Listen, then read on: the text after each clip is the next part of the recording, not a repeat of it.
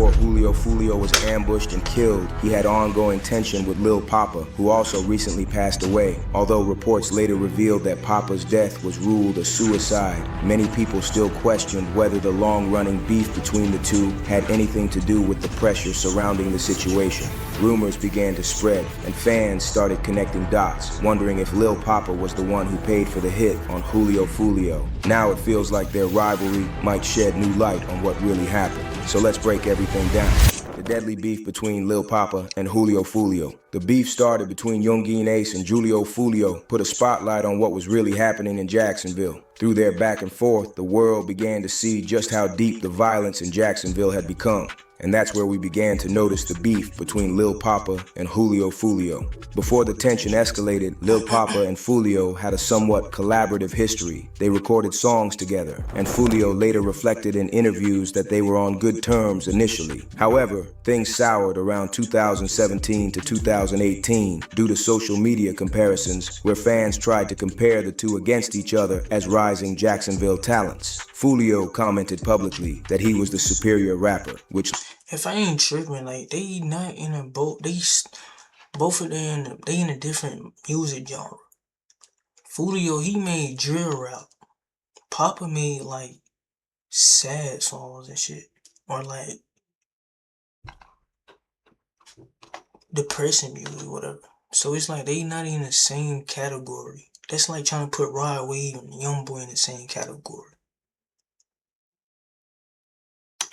Lil Poppa took as disrespect. This led to Lil Poppa allegedly sneak dissing Foolio in his early tracks, escalating the beef. Some accounts suggest Lil Poppa also dissed a dead associate of Foolio's, further complicating the situation. Foolio, however, broke everything down in the Say Cheese TV in 2021, where he talked about Poppa sneak dissing him and the fight that happened in a mall. We got songs out on YouTube. We fought. I had beat his ass in the mall. Me and my little cousin Coach had beat his in the mall. Y'all don't hear the 1,000 sneak disses say to me, antagonize me. You get what I'm saying? So when I see you, I'ma address it type. Y'all probably ain't hear the million sneak disses because y'all don't know what's going on in Jacksonville, but we hurt. So when we see you, what it be about, you know what I'm saying? Not your ass, not beating your ass. Now that's what it is, you know what I'm saying? Basically what it was. Julio Foolio spotted Lil Poppa and reportedly ran into him, and things quickly turned physical, with Foolio claiming in the interview that he beat his...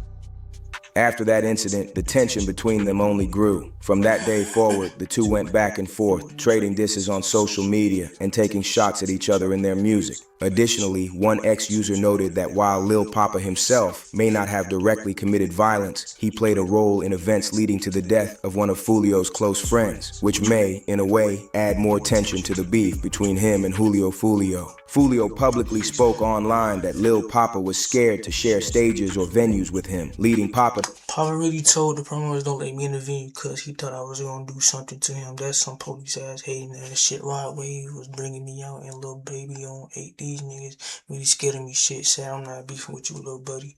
You not a threat.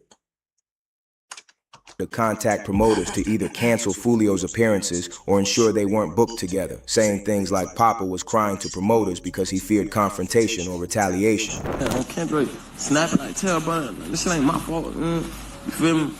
So boom, they tell him, they like, yeah man, they just feel like it's gonna be a problem, man. I'm like, bro, I'm not gonna do nothing to little boy, I'm not beefing with this. I'm not beefing with this nigga, man. That boys, man. Poppa, man. I don't trade you, boy. I don't got no reason to lie, boy. On Zion, boy, this shit happened last night, boy. You can ask Rod Wave, you can ask whoever was there, whoever was at the gate when I came, nigga. Foolio outside, bro. They say Foolio, man. Terrible. Jacksonville, Florida. These niggas scared of me, like, what the pussy out. You got me. And you got, like, just really like, this shit pussy.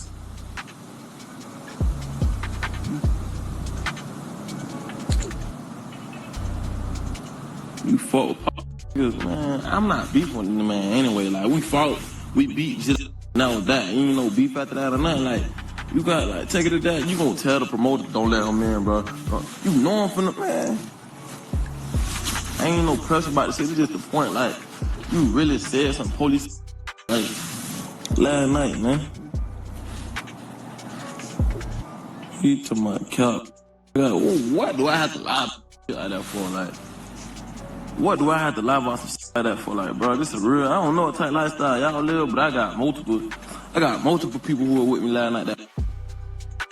Julio Foolio was affiliated with 6 Block, a Jacksonville-based group tied to his side of the city. On the other hand, Lil Poppa is associated with 1200, another well-known faction in Jacksonville, and you can see both of them in his picture, as they were cool. When Foolio was later killed, investigators began piecing everything together. According to reports, detectives identified members linked to ATK and 1200 as connected to the case, which we will discuss later in the script. But before the ATK crew came into existence, it was called Youngeen Gang, a crew apparently founded by Flip the Youngeen and Trigger Romo. As the story went on, Youngeen Ace suffered major losses, losing several of his day one friends. After that, he slowly distanced himself from the original Youngin Gang, which was mainly made up of his close friends from Orange Park and the west side of Jacksonville. Over time, Ace and the friends he still had from the west began building stronger ties with crews on the east side of Jacksonville. Those alliances eventually formed a new movement that started moving together under the name ATK. Many people believe ATK stands for Ace's Top Killers. However, others have claimed it could mean Ace to Kill or Aim to Kill. Regardless of the exact meaning, the name became closely tied to Ace and the new circle he was moving with as the tensions in Jacksonville continued to grow. In a way, ATK is cool with 1200. You could see someone like Lil Poppa hanging out Bro, just say 1200 Block Gang. What the hell? with Youngeen Ace and some ATK members. They make music together and also go after ops together. Considering how brutal the attack was on Youngeen Ace and his brothers while they were on their way home, it left a lasting scar. The ambush took the lives of his brother, Trevin Bullard, along with Royale Devon Smith Jr., also known as 23, and Jerkaby Dashad Groover. Ace himself survived, but the loss of his brothers and a close friend in one night changed everything. Given how horrible and personal that attack was, it's no surprise that many believe deadly retaliation was only a matter of time. The 23rd of July 2018 was supposed to be a large gathering reunion that was held on Jacksonville's east side at Philip Randolph Park. Nearly 1,000 people were gathered for what was supposed to be a peaceful block party. Then chaos broke out. According to police, dozens of rounds were fired near Philip Randolph Boulevard. I don't know why people don't, bro, you know damn well, twin. If you go to a damn block party, you know if it's nothing but gang members and shit, you know that shit gonna get shot up, bro. Niggas still be they still be testing their luck. You know damn well, if your ops see you doing this, having a block party, or you post it on, somebody gonna post it. Even not the niggas that post it, some girl gonna post that shit. Y'all know damn well y'all ops gonna come through. Boulevard, while the event was still packed with people.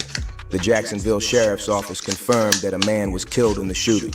That man was later identified as Lawrence Davis, also known as Trey D, aka 8. A few weeks after Trey D's killing, tensions escalated again. Members associated with 6 Block were believed to have attempted retaliation, leading to another violent incident. During a drive-by shooting, Lil Poppa, his brother Chi-Chi, and one of their close friends were all shot. Poppa and Chi-Chi survived, but their friend lost his life. That traumatic moment would later inspire Poppa's emotional track, Purple Hearts. The song became a reflection of pain, survivor's guilt, and the lasting trauma from that incident.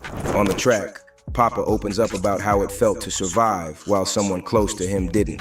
He questions why he wasn't killed, describing the confusion and guilt that followed. He talks about still having visions of the shooting and mentions fragments left in his arm from the bullets. In the music video, a Purple Heart is described as a U.S. military decoration awarded to those wounded or killed in action.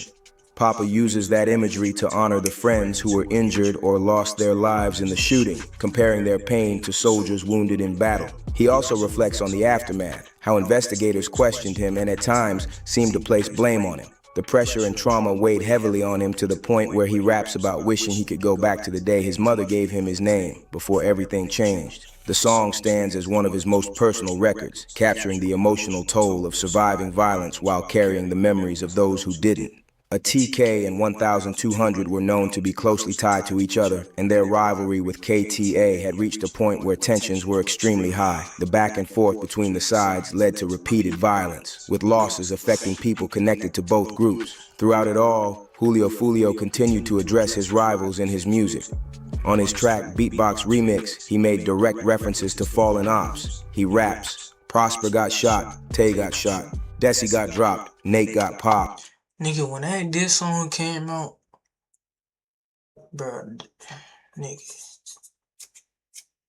that was like the most disrespectful, the most demonic ass shit I had done ever heard, man. That shit right there went crazy. Leak got shot, Spaz face hot, Corbin got kidnapped, they found his bones, he was rotten. Where's Corbin? Michi was the boss, they knocked his ass off. John act a fool, till they walked his ass down 5 in the ground. Curtis felt them rounds. Corbin got kidnapped, lost, got his ass found. Trust me, he mentioned a lot of dead ops, coupled with the fact that after Ace's brother was ambushed and killed, he went to social media to diss his dead brother. He even had a custom t-shirt made with a photo of Royale Devon Smith Jr. on it, printed with the words, "Rest in Piss 23. Foolio later posted the shirt on Instagram, saying he was getting it made for an upcoming show. Foolio didn't stop there. He took it even further, posting a photo at 23's gravesite with his affiliates. He even dropped another track, When I See You, a month after Beatbox Remix, where he still dissed Ace and his brothers. He raps, Ace from the West, how he clicked up with this the East. one right here, this took the ball out the motherfucking game. Now this right here, this right here, y'all know about this one. Died. He ain't been the same since he seen them other 3 die. I'm 23 high. Say your goodbye. Gave that boy the business like a suit and a bow tie. Light them boys block up like the 4th of July. They got caught lacking. The whole world wanna know why. Went out to eat on his birthday. 4 shot, 3 dead in the worst way. He kept dissing on me. Now we smoking 23. And now, as the beef went on, this is where it's going to get deadly. Foolio would be ambushed and later killed while celebrating his birthday. Foolio was posting on Instagram, sharing his location online. He was at an Airbnb, showing himself partying and having a good time. At one point, he even tweeted, "God, thank you for allowing me to see another year and celebrate another birthday." Nobody knew that only hours later, he would be gone. At one point, the party became so loud and chaotic that police showed up and eventually shut it down, forcing them to leave the location. He ended up having to move somewhere else just to continue the celebration. He never knew he was being tracked down by his ops. Foolio was in the parking lot. As he was about to drive his car, a group of armed masked men pulled up and opened fire before he could get away. Charles Jones was also known as Julio Foolio. Police began specifically accusing Jungian Ace of seeking revenge for his fallen brothers. Not long after the murder, a masked man appeared in an anonymous video claiming that Ace had placed a $10,000 bounty on Julio Foolio and paid him to carry out the hit. Ace had that money on his head, you know, Ace had him put that 10K up. Told me to slide, told me to smack food on my soul. It's celebration, bro. You know, I mean, if you know, time, police later announced. It's like, bro, if you believe that, like that is a random fan that did that bullshit. Cause who are you, bro? Somebody would have identified him by now. Niggas just talking. That 5 suspects have been taken into custody. Niggas clout chase shit like it's drugs, bro. Why are you clout chasing, bro? You don't even, come on, bro. And charged in connection with the murder. According to authorities, the individuals were allegedly affiliated with ATK, along with allied groups such as 1200 and the No Mercy Gang. In a surprising turn of events, one of the individuals accused in the case was reportedly a woman, Alicia Andrews, who later faced trial in connection with the shooting. What made the situation even more unexpected was that during the legal proceedings related to Julio Foolio's case, the name of Lil Poppa was brought up in court. Yes, ma'am. And you're talking about how the people in 1200 ditched they side, correct? And then you're also talking about Poppa, that's Little Poppa, right? Yes. And who's Little Poppa? He's a rapper. And you know that he also has a gang affiliation, is that correct? I mean, he doesn't claim it, so I don't know. You know your boyfriend, Isaiah Chance, is in a gang, isn't that true?